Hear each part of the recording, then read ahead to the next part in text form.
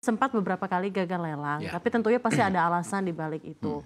Mungkin bisa dijelaskan Pak, perjalanannya seperti apa Pak dalam, pembangunan proyek ini, tantangan utama apa yang dihadapi dalam proses membangun jalan tol terpanjang di Indonesia ini? Ya, mungkin kalau kita lihat dari kronologisnya ya, awalnya kan ini Getachi kita kontrakkan sampai Cilacap ya dengan panjang hampir 200 kilometer.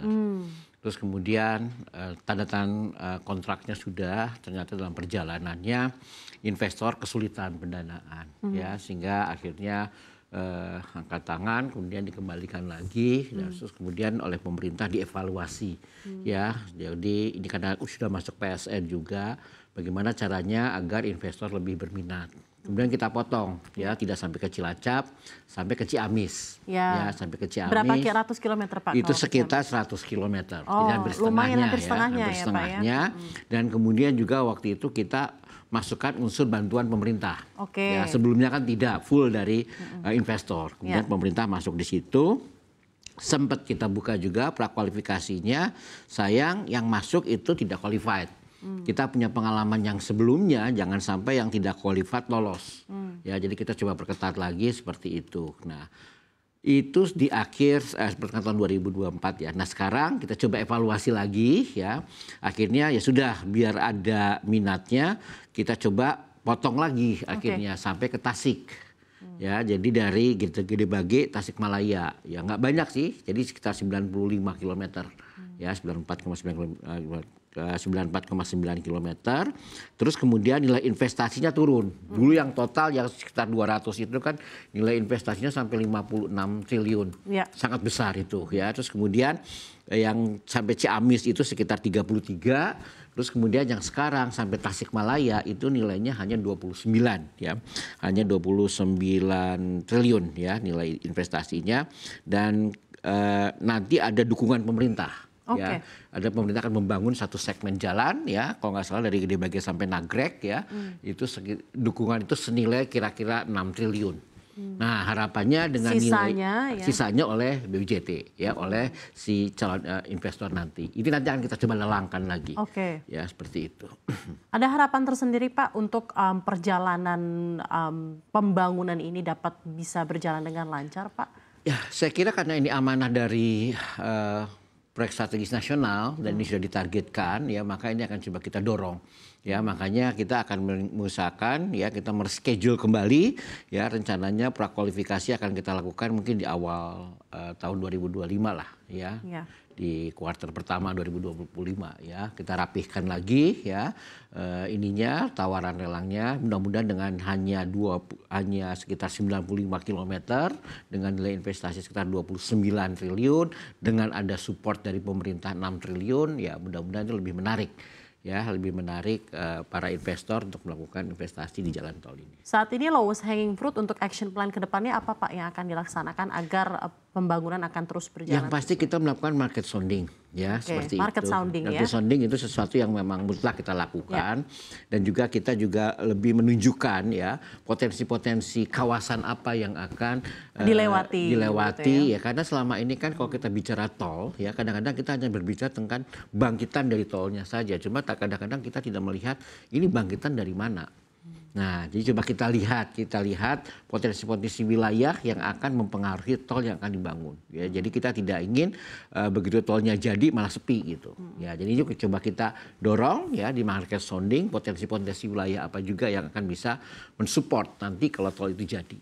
Oke, ini kalau saya baca Pak dasar data yang saya lihat ya Pak ya, ini akan dibangun sekaligus dioperasikan menggunakan skema pengusahaan berbentuk KPBU atau Public and Private Partnership ya Pak ya. Dan tadi Anda bilang salah satu action plan ke depan yang paling dekat adalah tetap melakukan market sounding dengan baik. Betul. Itu kemana saja Pak rencananya?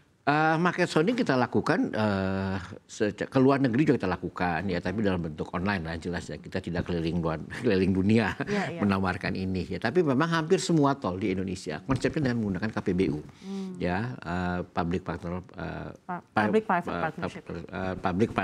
Partnership ya, hampir semuanya tol itu dilakukan seperti itu. Makanya kita berharap ada dukungan pemerintah, ada dari peran dari badan usaha. Nah, bagaimanapun juga badan usaha kan cari untung, harus ada untungnya. Tapi fungsi pelayanannya harus ada, dan itu kita combine. Hampir semua tol di Indonesia dilakukan dengan cara itu. selain ini tol terpanjang, tapi berapa banyak juga kuota yang nanti akan dilewat dan seberapa besar atau seberapa impactful tol ini terhadap ekonomi di Jawa khususnya? Iya, kalau sebenarnya kan kalau tol ini adalah bagian dari jaringan jalan tol lintas selatan.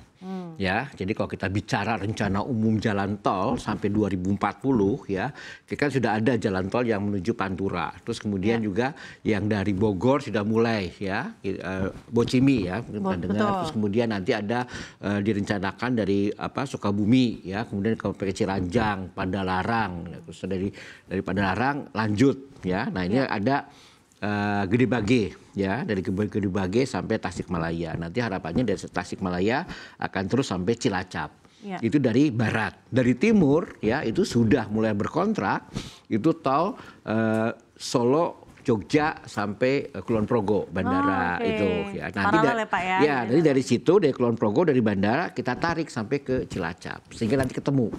Ya, jadi kalau sudah ketemu ya dari Jogja, dari Solo kan sudah ya sampai ke Jawa Timur. Nah, itu rencananya itu bagian dari situ gitu. Coba kembali lagi secara jaringan kita sudah merencanakan itu, tapi kita melihat ada urutannya, ada potensinya. Nah, kalau ada investor mau masuk dan skema unsolicited ya silakan buat kajian segala macam. Tapi prioritas pemerintah memang sekarang yang ada dulu ini yaitu yang Getace dan Mengwi ya, Gili Manuk Mengwi ya, seperti itu. Sekarang progres terkini pembangunannya sudah bagaimana Pak, sejauh apa? Yang mana? Getace?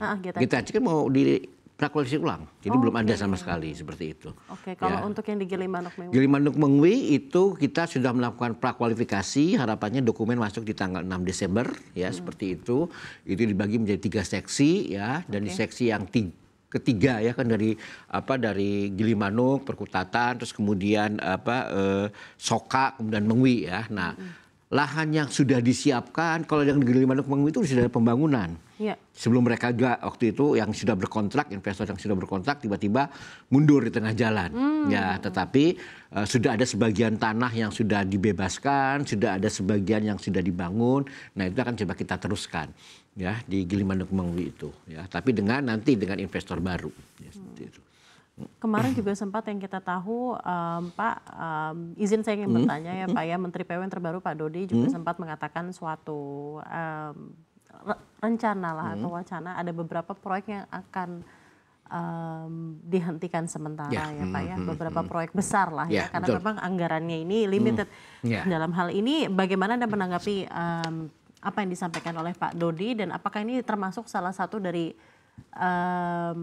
tol strategis, proyek strategis nasional ini, bagaimana nasibnya khusus untuk proyek tol terpanjang ini Pak? Ya, mungkin masyarakat juga perlu tahu ya. Jadi kalau tol itu sudah berkontrak, ya ada tanda tangan PPJT ya, proyek pengelolaan perjanjian jalan tol, maka itu harus jalan. Ya, karena namanya sudah harus berkontrak. Berjalan karena ya, sudah berkontrak. Sudah berkontrak, jelas nggak mungkin. Berarti ini tidak apa yang kemarin disampaikan oleh Pak Menteri tidak termasuk? Tidak termasuk. Yang sudah berkontrak, yang sudah berkonstruksi juga, ya lanjut ya seperti yang itu. Yang sudah berkonstruksi dan yang sudah berkontrak itu tidak akan dihentikan. Tidak akan dihentikan. Lanjut ya seperti itu. Karena itu kalau dihentikan ya kita kena dong ya sama si badan usahanya.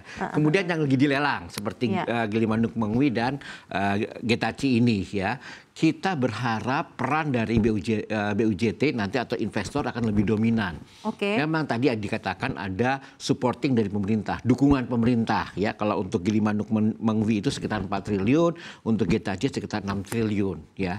Itu kalau bisa ya nanti dari BUJT dulu lah didorong ya, kalau bisa segmen yang menjadi janji bantuan pemerintah itu nantilah bisa nggak dibangunnya agak ke belakang gitu, yang punyanya investor dulu seperti itu. Intinya kemarin hal yang disampaikan oleh Pak Menteri Dodi tidak akan berpengaruh terhadap berjalannya proyek ini. Tidak. Nah, yang baru itu baru kita prioritaskan, nanti kita lihat skala prioritasnya. Ya kan ada beberapa rencana pengembangan jalan tol. Kalau kita lihat di 5 tahun ke depan, kita punya namanya rencana umum pengembangan jaringan jalan tol itu mungkin ditargetkan kalau as usual ya sekitar 2.500 kilometer lagi tambahan untuk 5 tahun ke depan. Seluruh Indonesia. Nah, yang 2.500 ini coba kita reschedule, kita lihat lagi. Ya, mana yang bisa dan ini di luar yang Getace dan juga Gili Manuk Mengwi. Yang sudah berkontrak, yang sudah proses lelang, dan akan lelang itu jalan. Oke Ya, Pak, seperti itu. baik. Kita harapkan tentunya semuanya akan berjalan baik-baik Ya, saja ya Pak ya. sama-sama. Tentunya memberikan dampak yang bermanfaat untuk ekonomi di Jawa. Kita juga masih ada banyak hal yang ingin kita diskusikan. Mungkin dampak-dampak dari kenaikan harga untuk raw materials project. Bagi juga skala keekonomisan ini kita akan coba diskusikan mungkin di Boleh, ya. segmen berikutnya. Tentunya di Fokus on Infra tetaplah bersama kami.